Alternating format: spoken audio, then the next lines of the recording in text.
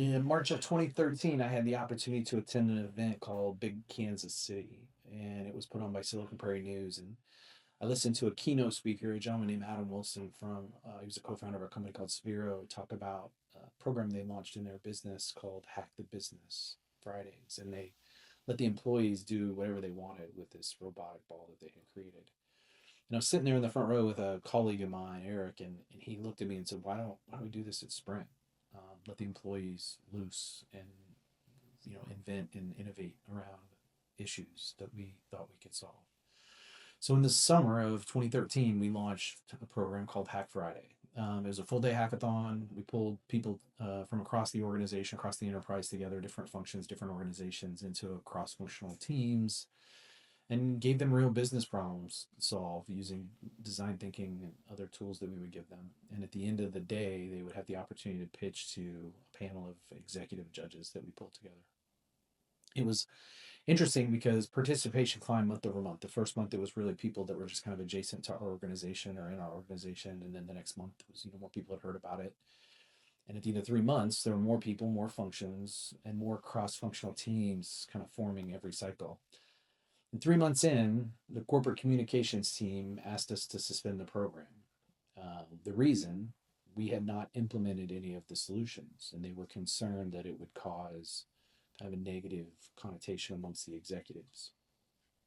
Participation was climbing every month. Cross functional teams were forming that had never worked together before. And the reason we were told to shut it down was that we hadn't shipped any ideas yet. So we argued that the point was never the solutions, it was the connectivity, the innovation mindset, the people learning the tools and taking them back into their own organizations. They were measuring the one thing that hadn't happened yet and ignoring the thing that was happening right in front of them. So Hack Friday wasn't a one-off failure of understanding, it was a symptom of something more structural. And here's the uncomfortable version. And I say it as someone who has literally spent 20 years inside of a Fortune 100 building this stuff. The way most corporations run, innovation is structurally guaranteed to prevent the breakthroughs that they say they want. Not because people are wrong, but because the structure is. Corporations build innovation the way they build everything else: structured, designed, measured, gated to a direct line of return on investment, a defined initiative, a deliverable, a number by Q3.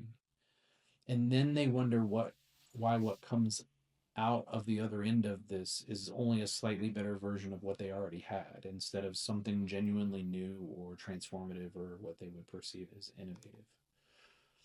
So a gentleman named Ronald Burt, a sociologist, studied 73 managers inside a large company's supply chain, had them submit their best ideas to improve the business, had executives rate the quality of those ideas. And the highest rated ideas came out disproportionately from managers whose networks reached outside their immediate group, people who bridged the gaps between disconnected parts of the organization.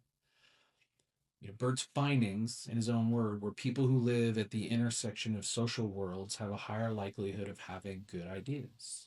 And the flip side were groups that only talk amongst themselves got more homogenous. And that really deadened the creativity of those groups and their output over time.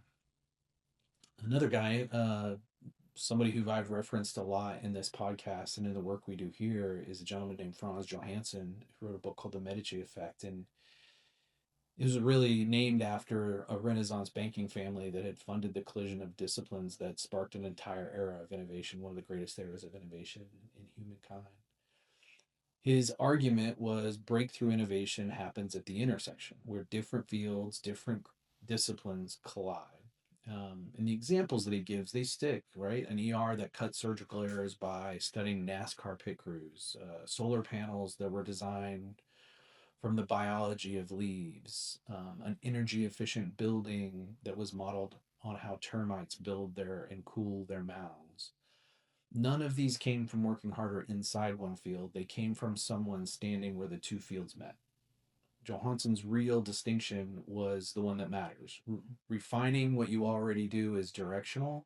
Real breakthroughs are intersectional, and they come from people crossing domains. This is the one example I think that answers the return on investment objection directly, though. Economists call it absorptive capacity. These economists, gentlemen Cohen and Leventhal, said that a firm's ability to use an external idea, the emphasis being on use, depended on its prior engagement with that kind of knowledge. So, in other words, you can't just plug into an ecosystem and extract value. You have to have built the muscle to absorb whatever it is that you find. And the researchers found physical proximity to centers of excellence increased that capacity. So that's the academic name for osmosis, right? Being around the ecosystem literally builds your organization's ability to benefit from it, which means the question, what's the ROI hanging around startups, is really the wrong question. The proximity is the investment.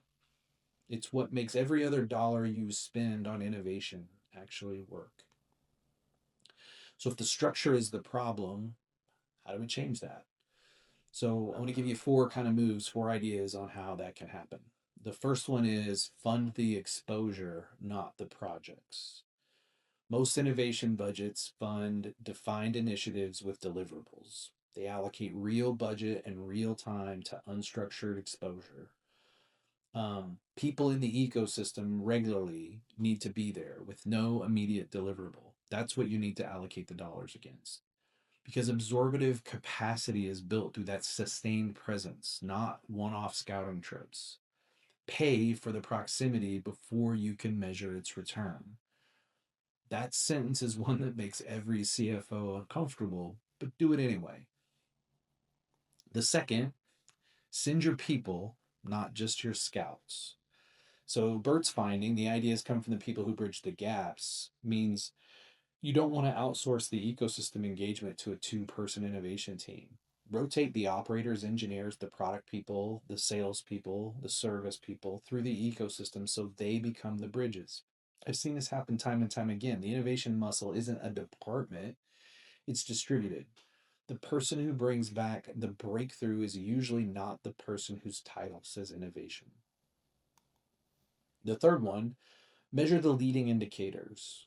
Stop looking just at the outcomes that you think should happen from innovation. The reason that corporations and corporate leaders kill these efforts is that they measure the ROI too early and see nothing. Exactly what happened to our program Hack Friday. You measure absorptive capacity itself. Are your people encountering more diverse inputs? Are outside ideas making it into internal conversations? Are cross-functional connections forming? Those are measurable, and they're leading indicators. They predict the breakthroughs that show up later. Participation climbing month over month was the metric.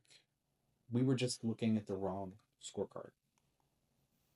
And the fourth idea is protect this from antibodies. We talk about innovation being kind of like a germ inside of an organization because it doesn't fit the structured model. Exposure-based innovation has no immediate ROI, which makes it the first thing that a corporate immune system tries to kill in a budget cycle. It needs a senior sponsor who will protect the runway and absorb the what's the return pressure long enough for the capacity to compound. Hack Friday didn't need a better outcome. It needed air cover. We gave it that. Somebody senior enough to say, we are not measuring this by ship solutions yet, and here's why. And didn't make it stick. So back to Hack Friday. The program was working, and we were just measuring it against the wrong thing, and the organization's reflexes came for it. That's the pattern. Corporations don't fail at innovation because they don't care or because they don't spend. They fail because they demand that the least structured, most valuable part of innovation behave like everything else that they manage. The innovation muscle is built by doing the thing that looks least like a program, showing up, staying close, being changed by proximity to people who think differently than you do. You can't put that on a dashboard in the first quarter. It's the thing that determines anything else you spend on innovation ever works. So you've got to fund it anyway, protect it anyway, and stop killing the programs that are working just because they haven't finished working yet. Thanks for listening. Appreciate you being here and listening to another episode of the Disruption Lab. I would refer you to my Substack for some more essays on corporate innovation, and there's going to be one coming out very soon that'll go a little bit deeper on this topic. So stay tuned. Thanks.